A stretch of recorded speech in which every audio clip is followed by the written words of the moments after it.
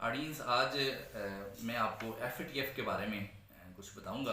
कुछ दोस्त अहबाब थे जो कल से एक अजीब सी सूरत हाल उनके जहन में कशमकश थी कि ये एफ क्या है, और अगर पाकिस्तान इसकी ग्रे लिस्ट से निकल गया है तो इसके पाकिस्तान पर तासरात क्या होंगे, फ़वाइद क्या होंगे, एक आम आदमी जो है उसको फ़ायदा क्या होगा, पाकिस्तान को क्या फ़ायदा होगा, पाकिस्तान की इकानमी यानी माईशत पर इसका क्या फ़ायदा होगा।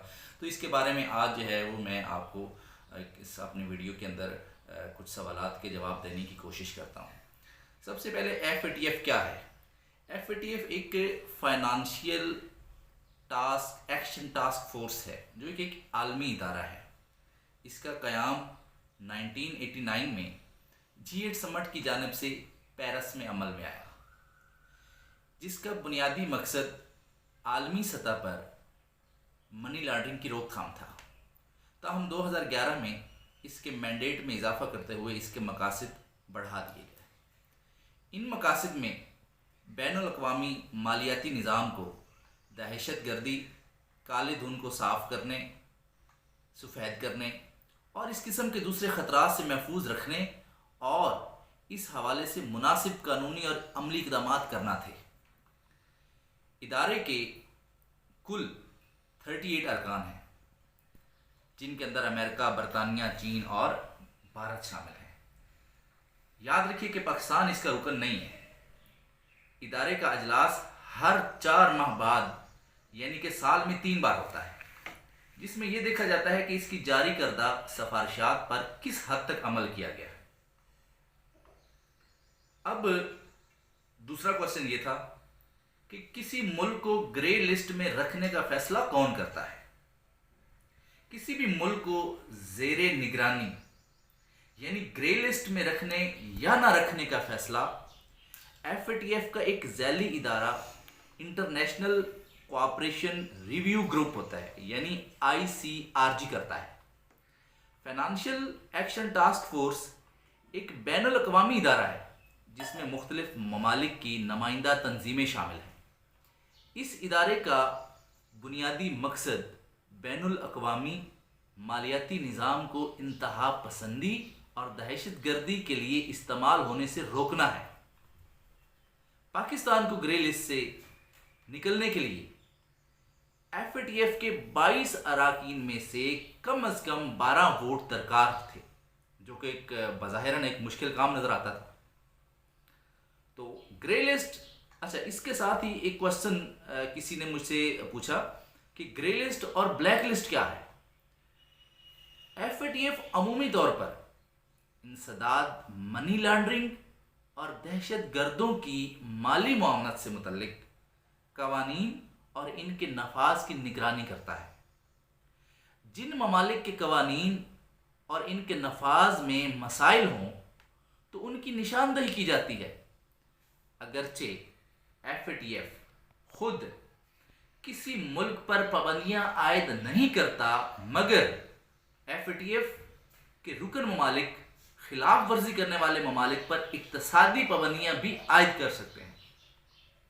एफ की तरफ से ममालिक की निगरानी के लिए लिस्टों का इस्तेमाल किया जाता है, जिन्हें ग्रे लिस्ट और ब्लैक लिस्ट कहा जाता है। ब्लैक लिस्ट में इन हाई रिस्क ममालिक को शामिल किया जाता है जिनके इंसदाद, मनी लॉन्ड्रिंग और दहशत गर्दों की माली मामलत से मुतल्लिक कवानीन और कवायद में तजाद मौजूद हो, यानी जिस तरह कवानीन उन्होंने बनाए हुए हों उन पर मुकम्मल अमल दरामद ना किया जाता हो, या कुछ लोगों के लिए वो कवानीन हों और कुछ के लिए ना हो। इन ममालिक के हवाले से कोई इम्कान होता है कि एफ के रुकन ममालिक इन पर पाबंदियां भी ऐड कर सकते हैं। ग्रे लिस्ट में उन ममालिक को डाला जाता है। अब ये तो था पहले ब्लैक लिस्ट की बात, अब हम करते हैं ग्रे लिस्ट की बात कि ग्रे लिस्ट में किन ममालिक को डाला जाता है। ग्रे लिस्ट में उन ममालिक को डाला जाता है जिनके कवानीन और इनके नफाज में मसाइल हों और वो एफ के साथ मिलकर इन कानूनी खामियों को दूर करने का अयादा करें। मतलब वो ममालिक एफ के से इत्तफाक करते हैं जो FATF का इदारा जो खामियां वाज़े करता है, हाईलाइट करता है, उनको एक्सेप्ट करते हैं और ये कहते हैं जी ठीक है, हम इन खामियों को दूर करने के लिए अपनी कोशिश करते हैं। तो वो FATF के इदारे के साथ मिलकर उन खामियों को दूर करने का अयादा करते हैं। तो वो ममालिक फिर FATF की ग्रे लिस्ट के अंदर शामिल हो जाते हैं। पाकिस्तान को, अगला क्वेश्चन है मेरा कि पाकिस्तान को कब ग्रे लिस्ट में शामिल किया गया था?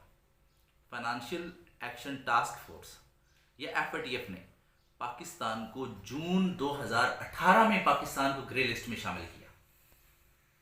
इन फहरिस्त में इन ममालिक को शामिल किया जाता है जो मनी लॉन्ड्रिंग और दहशतगर्दी के लिए माली मुआवनत की फराहमी को रोकने के लिए मुनासिब इकदाम करने में नाकाम रहे हों। मनी लॉन्ड्रिंग के नए एक्शन प्लान के क्या निकात होते हैं? यहाँ पे मैं ये थोड़ा सा कि मनी लॉन्ड्रिंग के एक्शन प्लान, मनी लॉन्ड्रिंग को रोकने के लिए क्या इकदाम किए जाते हैं। जून के महीने की रिपोर्ट में इंसदाद दहशतगर्दी के एक्शन प्लान एक नुक्ते के अलावा पाकिस्तान को FATF के ज़ैली इदारे एशिया पैसिफिक ग्रुप के बहमी जायजे में भी 40 सिफारिशात पर अमल करना था, जिसमें ज़्यादातर का ताल्लुक मनी लॉन्ड्रिंग से था। अब सवाल यहाँ पूछे जा सकते हैं कि इस हवाले से पाकिस्तान को 6 नकाती नया एक्शन प्लान दिया गया। इंसदाद दहशतगर्दी के एक्शन प्लान के ऊपर अमल करने के लिए पाकिस्तान को 6 नकाती एक नया एक्शन प्लान दिया गया था। इस प्लान के मुताबिक पाकिस्तान को मनी लॉन्ड्रिंग और दहशतगर्दी की माली मुआवनत की खामियों को दूर करना था। अब कौन सी खामियों को दूर करना था? वो ये है कि मनी लॉन्ड्रिंग के कवानीन में तरमीम करके बैनुल अक़वामी तावन को फ़रोग़ दिया जाए। नंबर 2, ये साबित किया जाए कि अक़वाम मुत्तहिदा की तरफ से नामज़द अफराद के खिलाफ बैनुल अक़वामी तावन लिया जा रहा है उनसे।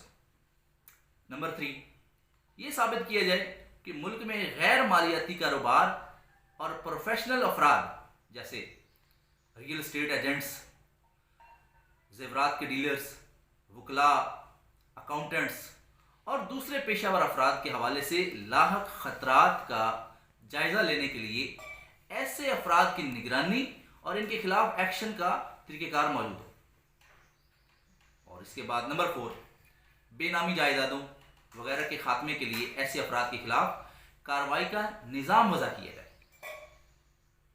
मनी लॉन्ड्रिंग के हवाले से नेक्स्ट पॉइंट, मनी लॉन्ड्रिंग के हवाले से तहकीकात इनके असासे ज़ब्त करने और सजाएं देने के अमल में दीगर ममालिक के साथ मिलकर काम किया जाए।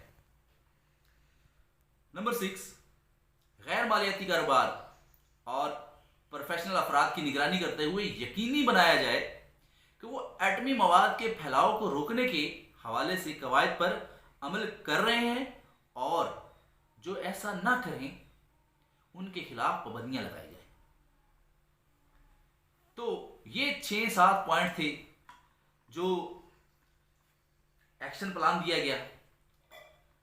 उसके बाद अब पाकिस्तान की तरफ से कौन से मुस्बत अक़दामात थे जो इसके रिएक्शन में किए गए, इन 6 नुकात के रिएक्शन में किए गए। पाकिस्तानी हुकाम का कहना है कि हुकूमत पाकिस्तान ने मनी लॉन्ड्रिंग और दहशतगर्दी के खिलाफ न सिर्फ कवानीन बनाए हैं बल्कि इन पर अमल दरामद भी हो रहा है। इसके अलावा कलदन तंजीमों के असासे मंजमद करने के साथ साथ इनसे वाबस्ता अफराद की सरगर्मियाँ रोकने के लिए भी नुमाया इक़दाम किए गए हैं। ये पाकिस्तानी हुकाम की तरफ से उस वफद के हुकाम को ये रिपोर्ट पेश की गई कि जो उन्होंने 6 नुकाती या 7 नुकाती एजेंडा पाकिस्तान को दिया कि इन पर अमल दरामद कराया जाए। तो उसके बाद इक़दाम करने के बाद जो रिपोर्ट पेश की गई उसमें ये कहा गया, हुकूमत पाकिस्तान ने कानून साजी से मुतल्लिक फाइनेंशियल एक्शन टास्क फोर्स की सिफारिशात पर अमल करते हुए नुमाया पेशरफ्त की है। पाकिस्तान की पार्लिमान मनी लॉन्ड्रिंग और दहशतगर्दी की माली अयानत को रोकथाम से मुतल्लिक कवानीन में ज़रूरी तरमीम की मंजूरी दे चुकी है।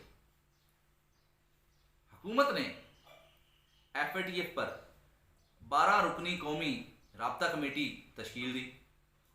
कमेटी के मेंबरान में मनी लॉन्ड्रिंग और दहशत गर्दी की माली एयानत से मुतल्लिक तमाम इदारों के सरबराहान और रेगुलेटर्स के अलावा वफाकी वज़ीर ख़जाना और वफाकी सेक्रेटरीज बराए ख़जाना, अमूर ख़ारजा और दाखिला शामिल थे। इनमें स्टेट बैंक ऑफ पाकिस्तान के governor, securities and exchange commission of Pakistan के चेयरमैन, फेडरल इन्वेस्टिगेशन एजेंसी के director general, federal board of revenue के मेंबर कस्टम और फाइनेंशियल मॉनिटरिंग यूनिट FMI के DG शामिल हैं।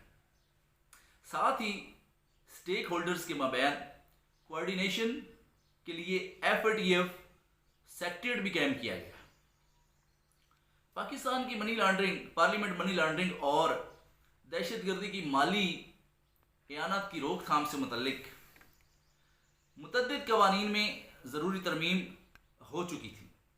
इस ज़मन में पाकिस्तान ने फाइनेंशियल एक्शन टास्क फोर्स की सिफारिशात पर अमल करते हुए वफाकी सतह पर 11 जबकि सूबाई असम्बलियों से 3 बिल मंजूर करवाए। कलअदम तंजीमों के असासे मुंजमद करने के साथ साथ इनसे वाबस्ता अफराद की सरगर्मियाँ रोकने के लिए भी इक़दामात के दावे किए गए हैं। हुकूमती सरकारी बयानात से ये तासुर मिलता है कि पाकिस्तान ने FATF के तकरीबन तमाम एक्शन प्लान पर बड़ी हद तक अमल किया है। अब ये तो था कहानी, ये जो पाकिस्तान जो वफद से या FATF के जो आपका एक सरकारी उनका वफद था उसकी तरफ से जो एक्शन प्लान दिया गया और उस पर पाकिस्तान ने क्या इक़दाम किए, ये तो वो थे। अब हम अगले क्वेश्चन की जाने बढ़ते हैं कि ग्रे लिस्ट से निकलने से पाकिस्तान को क्या फ़ायदा है और ना निकलने से नुकसान क्या होगा। ये नुकसान क्या था, अब क्या फ़ायदा होगा अगर पाकिस्तान ग्रे लिस्ट से निकल जाता है। तो FATF की जानिब से पाकिस्तान का नाम बार बार ग्रे लिस्ट में शामिल करने से मईशत को अरबों डॉलर का नुकसान हुआ है, जो कि सरमायाकारी, बरामदात, कारोबार और हुकूमती अखराजात में कमी की मद में हुआ। पाकिस्तान दुनिया के मालियाती निज़ाम का अहम हिस्सा है, याद रखिए। ये 90 से 100 अरब डॉलर की दरामदात और बरामदात का हामिल मुल्क है। पाकिस्तान के बैंकिंग के शोबे और बैनुल अक़वामी लेन देन में बाकी दुनिया के साथ पाकिस्तान के माली और तिजारती रवाबित हैं। पाकिस्तान के ग्रे लिस्ट से निकलने से मुल्की मईशत में बेहतरी आएगी, इकानमी बेहतरी होगी, इकानमिक ग्रोथ पहले से ज़्यादा होगी। ग्रे लिस्ट में रहने वाले ममालिक के साथ लेन देन से बैनुल अक़वामी मालियाती इदारे और सरमायाकार हिचकिचाते हैं, हेजिटेट करते हैं कि कहीं ये ग्रे लिस्ट में है, कुछ अर्से के बाद ये ब्लैक लिस्ट हो गया तो हमारा क्या बनेगा, हमारे सरमाए का क्या बनेगा जो कि हम इन्वेस्ट करेंगे। तो इसलिए वो ग्रे लिस्ट में रहने वाले ममालिक के साथ तिजारत करने से हेजिटेट करते हैं।